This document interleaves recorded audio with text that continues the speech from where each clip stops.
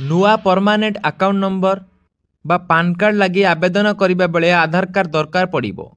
जुलाई 10 रु PAN card पई आधार प्रमाणीकरण बाध्यतामूलक करने उपरे केंद्रीय प्रत्यक्ष कर बोर्ड विचार करुछि।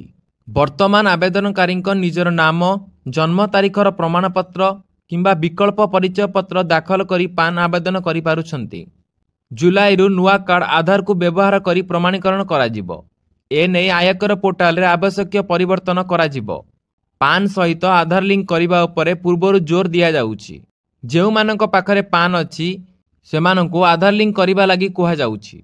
बिना जोरिमाना रे सेमाने 2025 डिसेंबर 31 मध्यरे सेही कार्य करि परिबे। अवश्य एही समय सीमा अतीत रे बहु बार वृद्धि करा जाइछि। किछि लोक टिकस ठकेई करबा लागि एकाधिक पान कार्ड नेइथिबा जणा पड़िबा परे आधार लिंक करने को आयकर विभाग निष्पत्ति नेइथिला।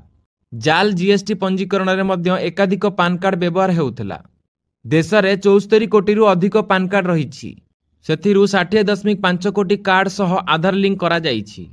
नुआ पान कार्ड पई आधार बाध्यतामूलक।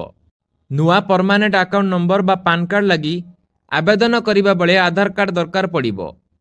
जुलाई 10 रु पान कार्ड पई आधार प्रमाणीकरण बाध्यतामूलक करिबा उपरे केंद्रीय प्रत्यक्ष कर बोर्ड बा सीबीडीटी विचार करुछि। एही भली खबर अपडेट पई आम सह जोड़ी होई रुहंतु। धन्यवाद।